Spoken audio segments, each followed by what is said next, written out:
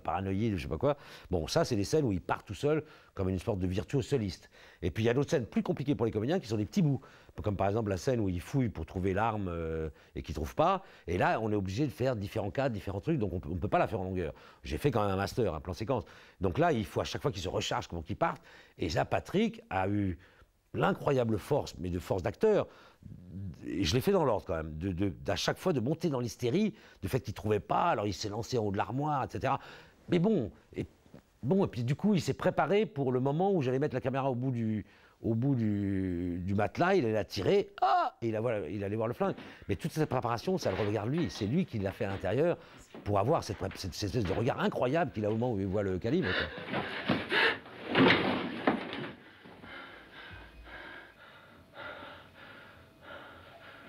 Je sais que ça a été merveilleux de bout en bout, extrêmement simple. On avait vraiment l'impression, et lui aussi je crois, d'aller au bout de la scène à chaque fois, sans forcer.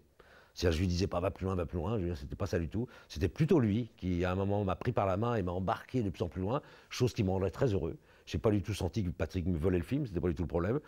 Donc il y a eu comme ça des moments de grâce constants. Ça, les metteurs en scène, ils le voient vite, qu'il était merveilleux les 2 premières prises, après aussi. Mais les 2 premières prises, il faisait des choses vraiment rares et gracieuses et uniques. Il disait une chose très simple, il disait « Moi, sur le plateau, j'ai envie de te bluffer. » Point final. Donc ça a l'air naïf, ça ne l'est pas. Hein, c'est-à-dire qu'il voulait absolument avoir mon regard illuminé, magique, à la fin de la prise. Voilà. C'est comme ça qu'il marchait. Il ne marchait pas à l'intellect, il ne marchait pas vraiment au raisonnement, comme tous les bons comédiens. Il ne marchait pas au personnage, il marchait à la personne. Hein, j'emploie cette formule que j'aime beaucoup de Huppert. Elle dit, moi, quand on me parle personnage, j'écoute, mais ça ne m'aide pas beaucoup. Je préfère penser à la personne, c'est-à-dire à l'extraordinaire complicité, et au fait que quand je vais me lancer dans la scène, je ne vais pas savoir ce qui va se passer. Et en même temps, c'était une telle osmose entre le personnage de Poupart que jouait Patrick et Patrick lui-même. Il était tellement... Je sais pas, non, heureux est un mauvais mot, mais il était tellement... C'est un de ses plus beaux rôles à Patrick, et il le savait quand il le faisait. Patrick, comme tous les bons comédiens, se lance dans la scène comme une sorte de fauve. Bien sûr que oui, parce qu'il se lance dans le vide à chaque fois. C'est quelqu'un qui ne peut pas répéter les choses. On répète bien sûr la scène techniquement, mais pour qu'il n'y ait pas de problème sur les places, etc., ça n'ennuie pas, je veux dire.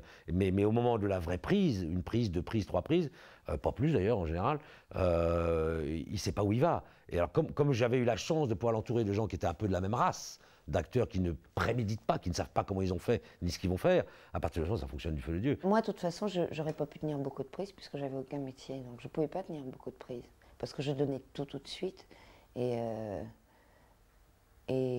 j'aurais pas pu. Moi, ça tombait bien pour moi. Vous savez, mettez-vous dans la peau d'un metteur en scène.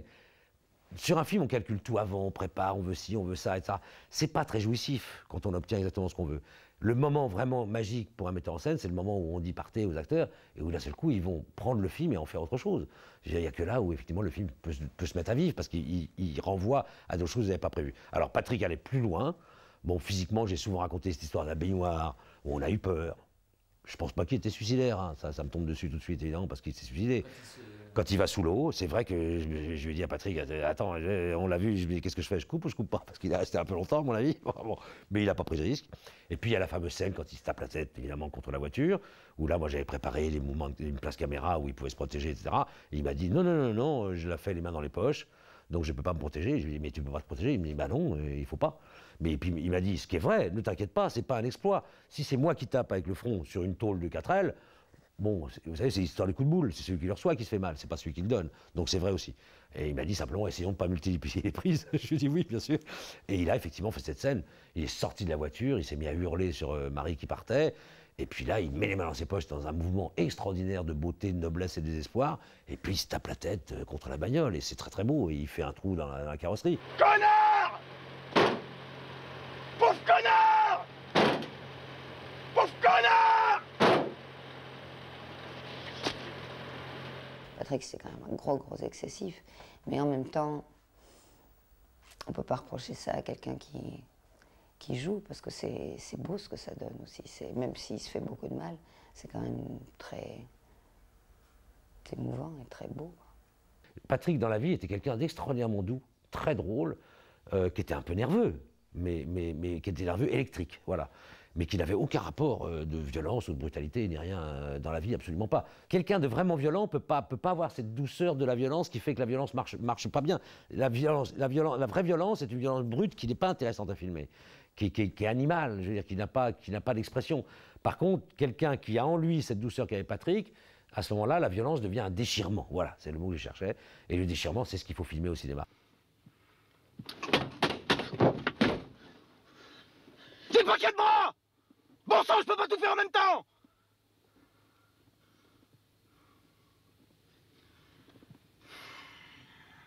Écoute, Mona, ça sert à rien de se mettre dans des états pareils. Alors, rends-moi la clé et je te ramène. Le casting lui-même autour était, à mon avis, assez homogène. Myriam Boyer était très en accord avec Patrick, elle l'adorait et vice-versa, donc ça se passait très bien. Marie, c'était son premier film.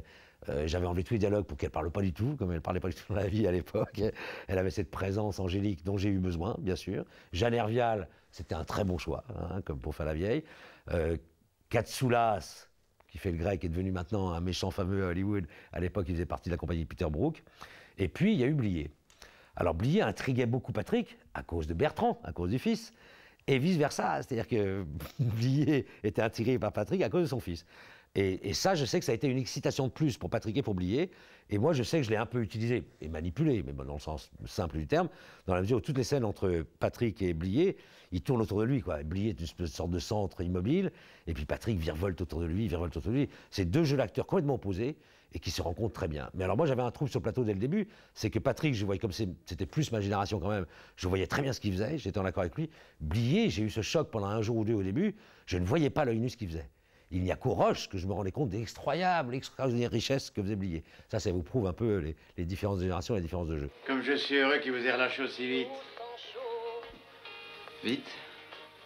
Qu'est-ce que vous appelez ça vite? Lâchez-moi, pourquoi? Lâchez-moi, vous faites très mal, enfin quoi? Mais lâchez-moi, il y a à peine 1 heure que votre femme m'a remboursé. Elle a déposé une enveloppe ce matin, j'ai tout de suite appelé Marcel. Enfin, je suppose que c'est votre femme parce que elle est passée en courant, j'ai pas eu le temps de lui parler. J'ai pas pensé à Marie au tout début.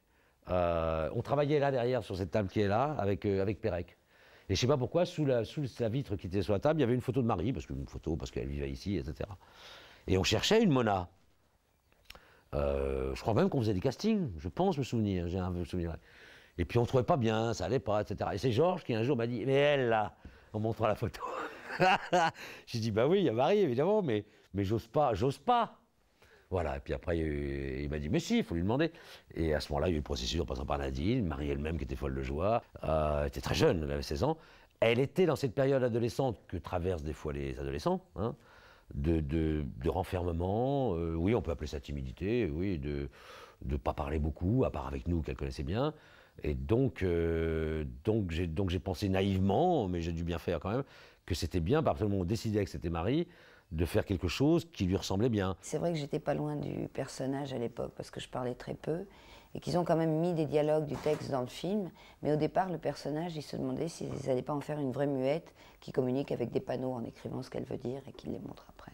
Et ça réagissait très très bien, c'est-à-dire que Franck, du coup, montait la dose d'énervement, disait « mais parle, exprime-toi, dis quelque chose », etc. Donc tout ça nous est venu à partir du moment où on a pensé que le personnage de Marie pouvait ne rien dire, aidé en cela, bien sûr, par le fait que Marie, dans la vie, était comme ça, un peu silencieuse, renfermée. J'étais pas loin de ça, j'étais sauvage et j'étais muette, donc c'était pas très dur à jouer pour moi, j'avais qu'à être ce que je suis et ce que j'étais à l'époque. On aurait peut-être pu le jouer différemment, mais j'ai pensé que c'était assez beau d'avoir cette espèce de jeune femme mise en esclavage par cette vieille sorcière, très jeune, très belle, vraiment adolescente, encore une enfant, qui ne parlait pas parce qu'on lui avertissait la parole, quoi, et puis c'est tout. Mademoiselle.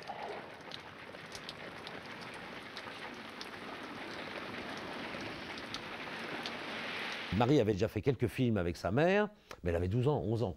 Bon, elle avait très peu d'expérience, pratiquement. Là, ça a été son premier vrai film. Après, je n'ai su de tout ça, moi, vous savez, les metteurs en scène, ils ne voient pas tout sur un plateau. Je n'ai su de Marie, de ce qu'elle m'a dit. Elle m'a dit qu'il l'avait beaucoup aidé, que Patrick avait été tout le temps avec elle avant les prises, ils étaient souvent ensemble au départ dans une bagnole, etc. Et qu'il lui disait, allez, vas-y, ça va aller, etc. Enfin bon, il faisait ce qu'il fallait, parce que c'est un grand comédien, pour que Marie se sente en confiance. Et Marie, effectivement, a très bien fonctionné. Moi, je ne savais rien, donc je me jetais dans tout à corps éperdu, prête à mourir à chaque séquence. Et lui, vraiment, des fois, dans les off, quand on ne le voyait pas, il me faisait des choses qui n'étaient pas prévues pour me faire me donner la bonne réaction par rapport à la scène. Qui t'avait violé?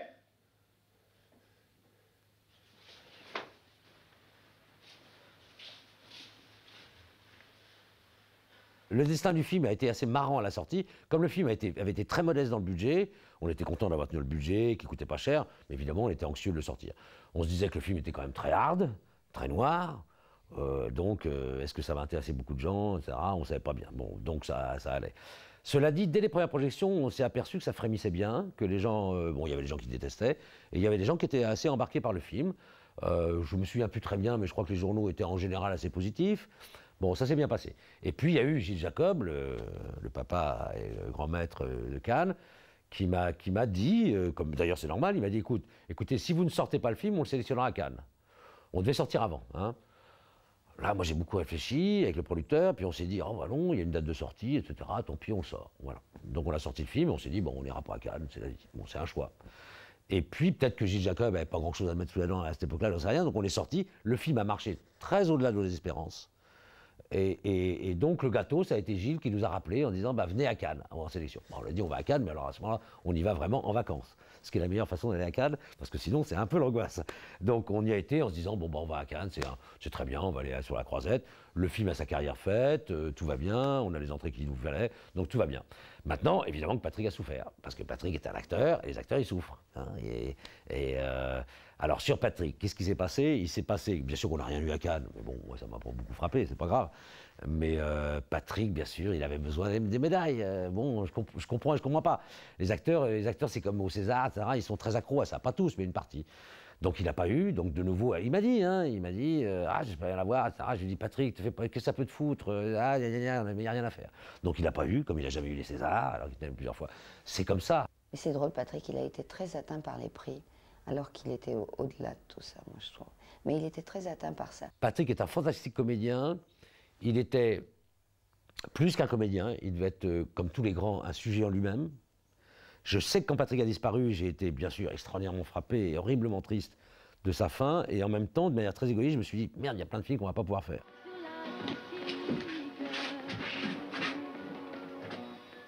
Poliment. Tu comprends ce que ça veut dire?